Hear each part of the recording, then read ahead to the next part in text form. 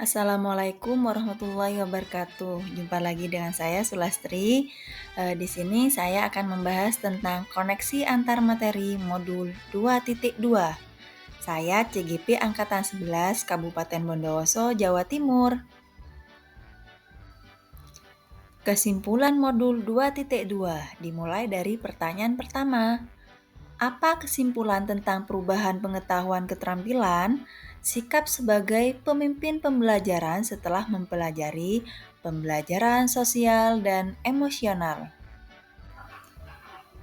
Setelah mempelajari modul 2.2 tentang pembelajaran sosial dan emosional, memperoleh pengetahuan baru tentang kompetensi sosial dan emosional, di antaranya kesadaran diri, manajemen diri, kesadaran sosial, keterampilan berrelasi, dan pengambilan keputusan yang bertanggung jawab, serta cara mengimplementasikan di dalam pembelajaran. Saya juga memahami pentingnya pembelajaran sosial dan emosional untuk menciptakan lingkungan sekolah yang aman dan nyaman bagi semua warga sekolah.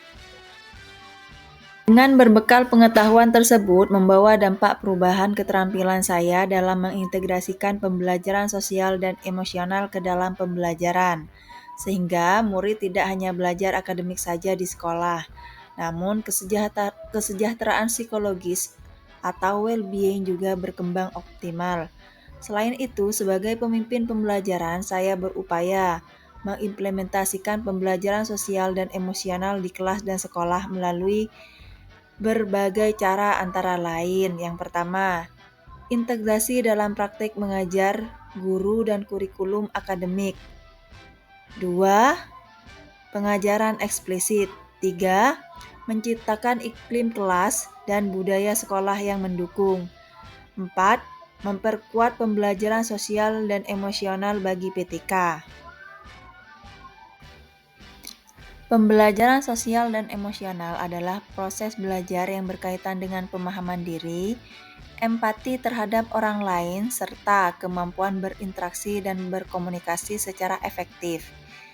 Ini mencakup aspek-aspek seperti keterampilan sosial, regulasi emosi, pemecahan masalah, dan pengambilan keputusan. PSE sangat penting untuk menjadi perhatian tersendiri karena dengan mengembangkan kemampuan berinteraksi dan berkomunikasi dengan baik, ini penting dalam kehidupan sehari-hari, baik dalam lingkungan sekolah maupun di luar sekolah, sebagai bekal untuk menjalani hidup bermasyarakat.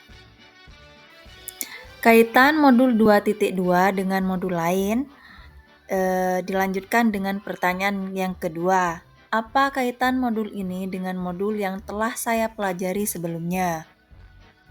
Kaitan modul 2.2 dan modul 1.1. Salah satu pemikiran Ki Hajar Dewantoro adalah mendidik anak sesuai dengan kodratnya. Dengan mempelajari, memahami, dan menerapkan pembelajaran sosial dan emosional dalam pembelajaran, baik di kelas maupun di sekolah, berarti guru sudah melaksanakan pembelajaran yang berpihak pada murid dengan memahami berbagai macam kodrat anak yang berbeda. Selain itu, Ki Hajar Dewantoro menyebutkan bahwa pendidikan haruslah melahirkan manusia yang berfaedah, yang artinya pendidikan tidak hanya mementingkan aspek akademik saja, namun pembelajaran sosial dan emosional juga sangat penting untuk ditanamkan pada diri murid sebagai landasan pembentukan karakter positif murid. Kaitan modul 2.2 dan modul 1.2 pada peran dan nilai guru penggerak. PSE memperkuat keteladanan guru dalam empati dan kepemimpinan. Juga modul 2.2 berkaitan dengan modul 1.3. Visi guru penggerak erat kaitannya dengan nilai-nilai profil pelajar Pancasila.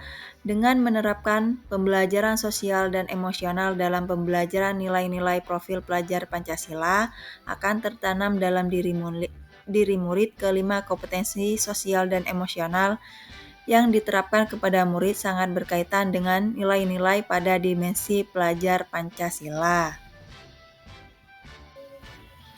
Kemudian, kaitan modul 2.2 dengan modul 1.4. Guru dan tenaga kependidikan haruslah bisa menjadi teladan dalam penerapan budaya positif di sekolah.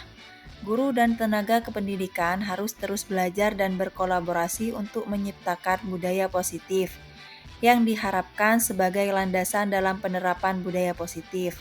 Maka, guru harus menguasai pembelajaran sosial dan emosional dengan baik agar bisa mengontrol emosi diri dan bersosialisasi dengan orang lain, terutama dengan murid.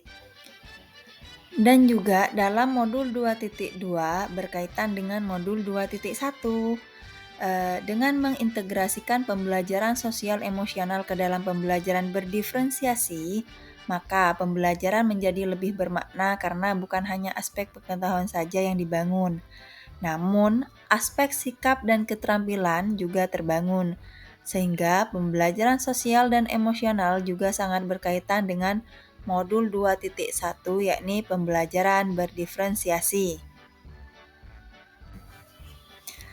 Sebelum mempelajari modul 2.2, saya berpikir bahwa pembelajaran di kelas hanya fokus pada proses pembelajaran murid dalam hal pengetahuan dan keterampilan saja. Sedangkan kompetensi sosial dan pengelolaan emosi murid dapat terbentuk dan tumbuh dengan sendirinya sebagai dampak pengiring, ternyata dapat dilatih dan dibelajarkan melalui PSE yang bisa diintegrasikan dengan berbagai cara. Antara lain melalui pembelajaran eksplisit, integrasi dalam praktik mengajar guru dan kurikulum akademik, serta menciptakan iklim kelas dan budaya sekolah. 3 hal mendasar dan penting yang saya pelajari adalah 1.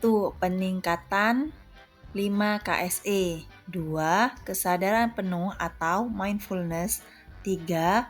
Penerapan PSE dan penguatan kepada PTK untuk mendukung terwujudnya well-being. Bagi murid-murid, saya berupaya untuk mengintegrasikan pembelajaran sosial dan emosional dalam pembelajaran dan juga membuat kegiatan-kegiatan sekolah yang menunjang penguatan pembelajaran sosial dan emosional bagi murid. Bagi rekan sejawat, saya akan berusaha menjadi teladan yang baik yang bisa memberikan dampak positif bagi rekan sejawat dalam hal penguatan kompetensi sosial dan emosional. Saya juga akan mengajak rekan sejawat untuk sama-sama belajar dan berkolaborasi dalam menerapkan pembelajaran sosial dan emosional di kelas dan lingkungan sekolah, agar bisa mewujudkan well-being ekosistem sekolah. Demikian dari saya, terima kasih dan salam tergerak, bergerak, dan menggerakkan. Wassalamualaikum warahmatullahi wabarakatuh.